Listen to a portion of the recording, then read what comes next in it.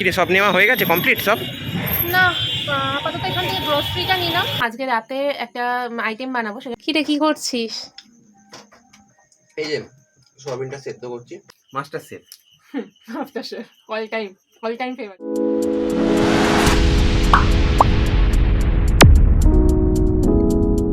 Hello guys, welcome back to the channel, to a new blog. কেমন আছো তোমরা সবাই? আশা করি তোমরা সবাই খুব ভালো আছো। তবে আমি না অতটা ভালো নেই, কারণ কিছুদিন ধরে আমার শরীরটা খুব খারাপ ছিল। জ্বর, মাথা ব্যথা, আমার মাইগ্রেন আছে যেহেতু, তাই মাথা ব্যথার একটু প্রবলেম আমার আছে। অনেক দিন পর বিষয়টা হলো, তাই একটু অসুস্থ ছিলাম। সেই জন্য বেশ কিছুদিন ধরে লেন্দি কোনো ব্লগ আমি আপলোড করতে পারিনি, অ্যাকচুয়ালি শ্যুটও করতে পারিনি। এখনও শরীরটা খারাপ আছে, তবে অন্যান্য দিনের তুলনায় একটু বেটার আছি বলে সেই জন্য আজকে একটা ব্লগ শ্যুট করতে বসেছি। তো এখন ওই সন্ধ্যে 6:30 মতো বাজে, আর আজকের এই ব্লগটা আমি এখান থেকেই স্টার্ট করছি। একটু হালকা মতো রেডি হয়ে নিয়েছি, দেখতেই পারছো, কারণ একটু বাইরে যাওয়ার আছে। অ্যাকচুয়ালি শরীর খারাপের চক্করে না কিছুই করা হচ্ছিল না, বাড়িতে সব জিনিসই বারবারন্ত ছিল, গ্রোসারি করা হয়নি কিছু, তো সেগুলো একটু করতে যাব। সঙ্গে টুকটাক কিছু কেনাকাটি আছে। আর এদিকে শুভকে আসতে বলেছি, ও বাইরে এসে ওয়েট করছে আমার জন্য, অনেকক্ষণ ধরেই ওয়েট করছে। আমি বললাম কিনা দাঁড়া একটু, আমি 2-4টে একটু ক্লিপ নিয়ে নিই। তো সেই জন্যই বাইরে ওয়েট করছে, অনেকক্ষণ হয়ে গেছে। এর থেকে বেশি ওকে ওয়েট করালে বাড়ি মাথায় তুলে নেবে। তো চলো বেশি বকবক না করে তাড়াতাড়ি যাওয়া যাক।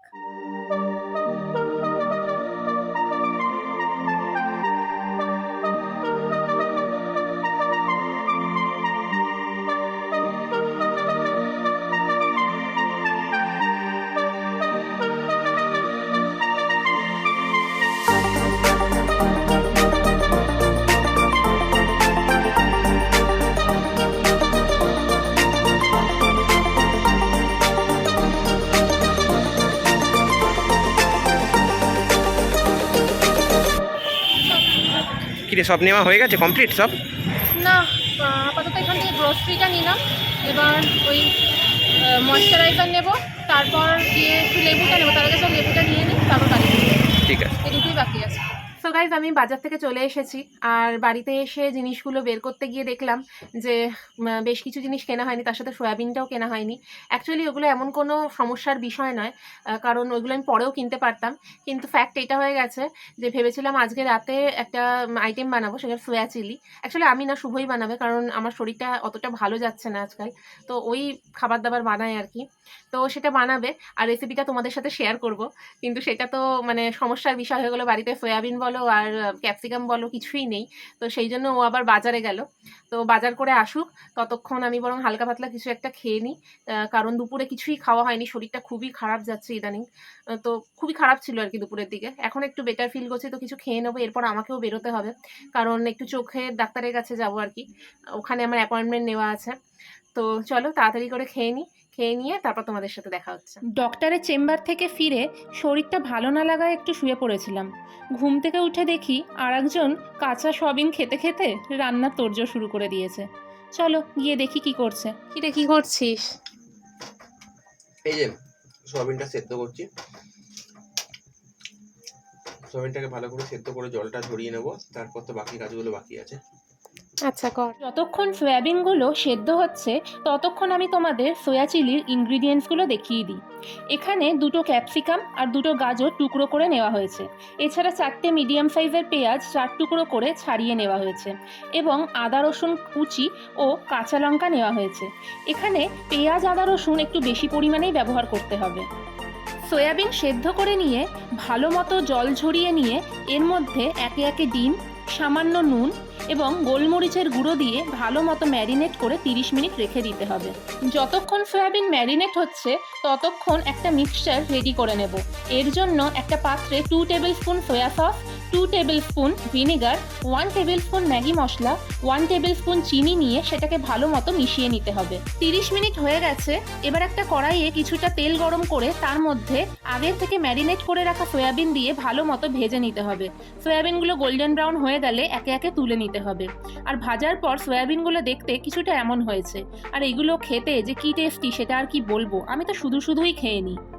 যাই হোক, এবার ওই কড়াইয়ে কিছুটা তেল অ্যাড করে তার মধ্যে একে একে কেটে রাখা গাজর, পেঁয়াজ, আদা রসুন, কাঁচা লঙ্কা অ্যাড করে দিতে হবে। গাজর কিছুটা ভাজা হয়ে যাওয়ার পরেই পেঁয়াজ আদা রসুন অ্যাড করা হয়েছে। আগে দিলে পেঁয়াজ আদা রসুন বেশি ভাজা হয়ে যেত আর গাজরটা কাঁচা থাকতো। পেঁয়াজটা 70% সেদ্ধ হয়ে গেছে। এবার এর মধ্যে আগের থেকে কেটে রাখা ক্যাপসিকাম দিয়ে 2 মিনিট ভেজে নিতে হবে। 2 মিনিট হয়ে গেছে। এবার এর মধ্যে আগের থেকে ভেজে রাখা সয়াবিন আর যে মিক্সচারটা রেডি করা হয়েছিল সেটা দিয়ে ভালো মতো মিশিয়ে নিতে হবে। এরপর এর মধ্যে স্বাদ মতো নুন, আর যেহেতু আমরা ঝালটা একটু বেশিই খাই তাই গোলমরিচের গুঁড়ো অ্যাড করে নেব। গোলমরিচের গুঁড়োটা অপশনাল, তোমরা চাইলে নাও দিতে পারো। এবার এর মধ্যে ছোট এক বাটি জল দিয়ে এটাকে 2 মিনিট মিডিয়াম ফ্লেমে রান্না হতে দেব। 2 মিনিট হয়ে গেছে, এবার এটা নামিয়ে নিতে হবে। আমরা রান্না খেলা হলো, এবার খাওয়ার পর্ব। এবার খেয়ে দেখ কেমন হয়েছে।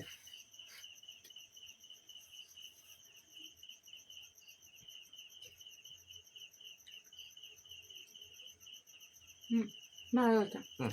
তোমাদের একবার টেক্সচারটা দেখিয়ে দিই। এই হলো সোয়া চিলি।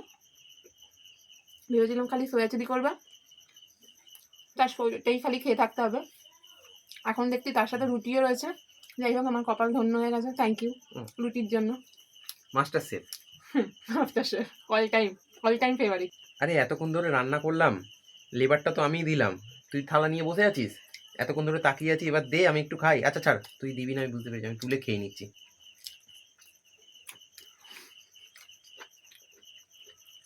কি অবস্থা! অনেক আসছে, নজরটা কে দিয়েছিল? একটু দে।